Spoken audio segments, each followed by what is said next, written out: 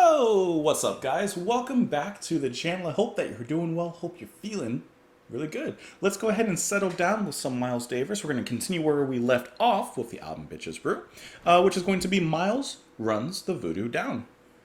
He's running that voodoo down. I guess we're going to play some voodoo stuff. We're going to play that spooky voodoo. So let's go ahead and let the track play. We'll talk about it a little bit after. Oh, let's go.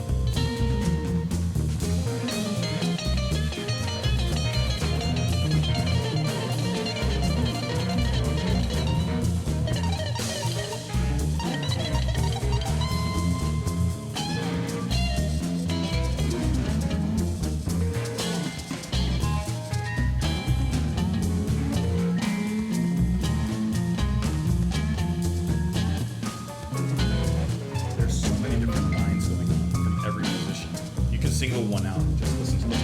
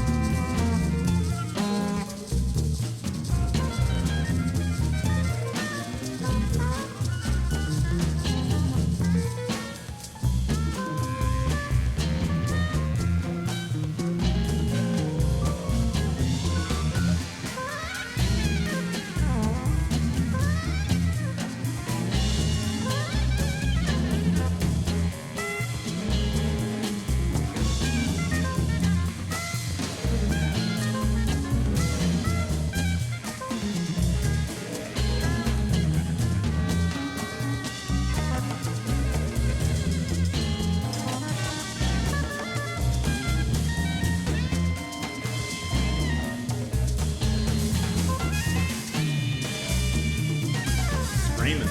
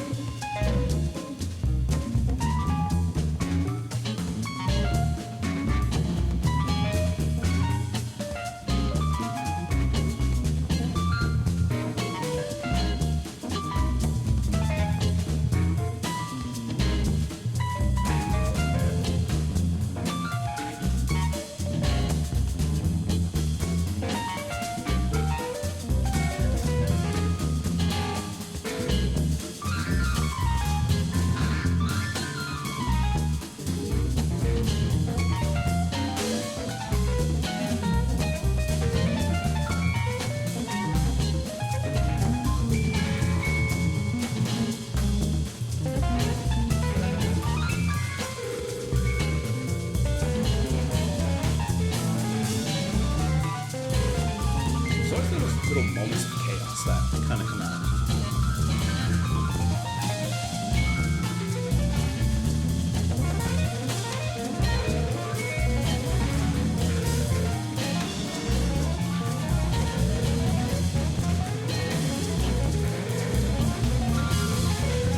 Starting to speed up and get a lot more chaotic.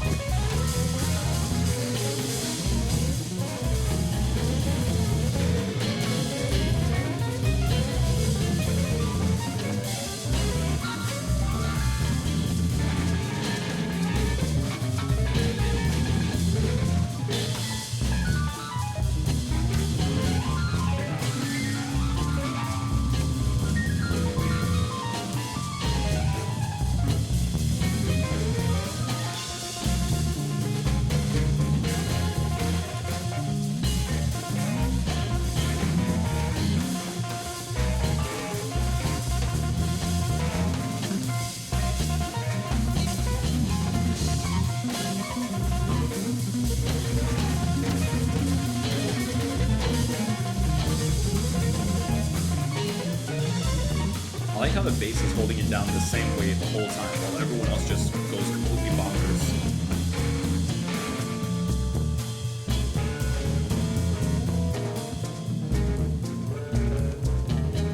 Now we clear the air.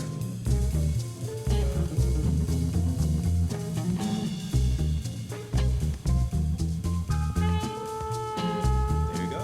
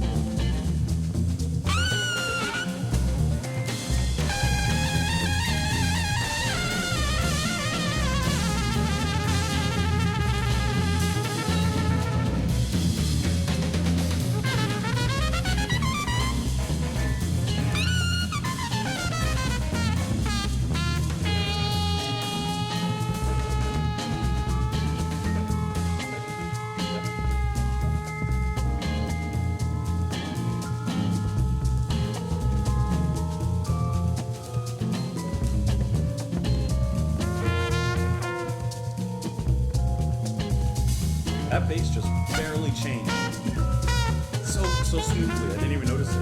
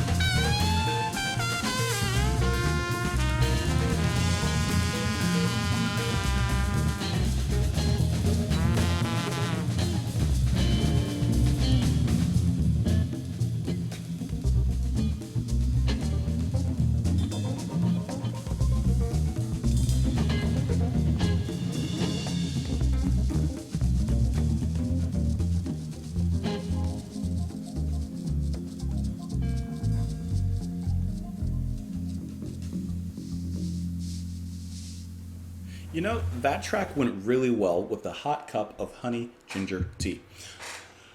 Listening to this album and even taking this particular piece in context of the album, the whole album has this really interesting cohesion between melodic and beautiful harmonies and sweeping melodies, and then this sowing seeds of discord in the music. It's very amelodic at times. It's like a maelstrom that continually turns and spins from melodic to amelodic to like relaxing to aggressive. And this piece here is no different. It really nicely built up from emptiness and space, a lot of space and a lot of atmosphere, so naturally growing into something very stormy. The middle section there is incredibly like complicated, to be honest. You have a ton of musicians here, and you really could sit down and I'm sure listen to this album over and over and over again, listening to one specific instrument, one specific musician, and hear them doing so many things, like just on their own. And then the way that all of them come together to create this, I think that on its own is really monumental and really something to be looked at and revered, for lack of a better word. For that many musicians to be having their own things that they're concentrating on, and for them to be playing not as maybe a traditional band, but more as like a group of instrumental geniuses, of musicians that are like doing their own thing, but of course in some ways being led by Miles Davis himself. It's just, I don't know, I think just the actual coming together, the recording process for this album, how they all came together and did that, is something to be studied unto itself. But like I said, in this track, I really like how it goes from that peaceful, empty section and then moves so organically into chaos and eventually empties itself back out when Mr. Davis comes back in, doing his thing as always. One thing I noticed about this particular track, and all of them have been very organic in their movements, but in this one, certain musicians would build little bridges in the movements of the music. I was really paying attention to that because I noticed how on each of these tracks they move so naturally from one state to another, from one form of matter to another. And I was listening for how they did that here. So for example, the bass in this track actually stays very consistent. It's actually, I can't tell you when I first listened, but it sounds like one of the only things that doesn't really change that much. For a large portion of time, the bass actually plays pretty much the exact same melody. Near the last third of the track, though, the bass does change its melody. And then as it changes its melody, slowly do all the other players. So what I mean by these little bridges in the transitions in the music is that 1, 2, or 3 musicians would slowly take their part and change it. They would change. Then the rest of the band would begin to improvise on top of their new changes, eventually leading to like a whole new section, a whole new brand of something. It's literally like changing matter, like from water to ice to clouds, like to mist. It's the same. It's the same element. It's the same. I don't know, whatever you want to call it, element. But but it's changing form. It's changing matter. So the way that the band as a whole did that, I think, is absolutely incredible. And like I said, that was one of the things I noticed about this track is how they did that. Even from the bass, you would have the keyboards. Really, actually, the keyboards and guitar, McLaughlin, they would really lead a lot of the changes, but they would be the ones primarily beginning to improvise on top, for example, of the bass changes or changes done by other members in the music. The percussion and the drumming was also really flavorful. So much going on. That's what I mean. Like, you could really pick this apart, and I'm sure on every single listen, this is one of those albums that will reward you on every single listen because you'll be listening for something like, huh, I never noticed that before. The production on here is really good as well. Now, about this particular track, I don't know if there was any facts about this one here. Let me see. It says, let's see. Despite his reputation as a cool melodic improviser, much of Davis' playing on this album is aggressive and explosive, often playing fast runs and venturing into the upper register of the trumpet. His closing solo on Miles Davis, or Miles Runs the Voodoo Down, is particularly noteworthy in this regard, which we did hear on that part where he comes back into the music after that lengthy kind of break there. So anyways, I think that this album is just really cool to listen to. It's not an easy album to listen to. You really have to be in a specific state because it is, I think, extremely unique and very different. And I can't say that I've heard anything quite like it, but I also think that it's really rewarding and really cool to hear, So let me know what you guys thought, though, in the comments below. You can follow me on Twitter. You can support the channel on Patreon. Thank you for being here. Come back tomorrow, and I'll see you all then. Bye.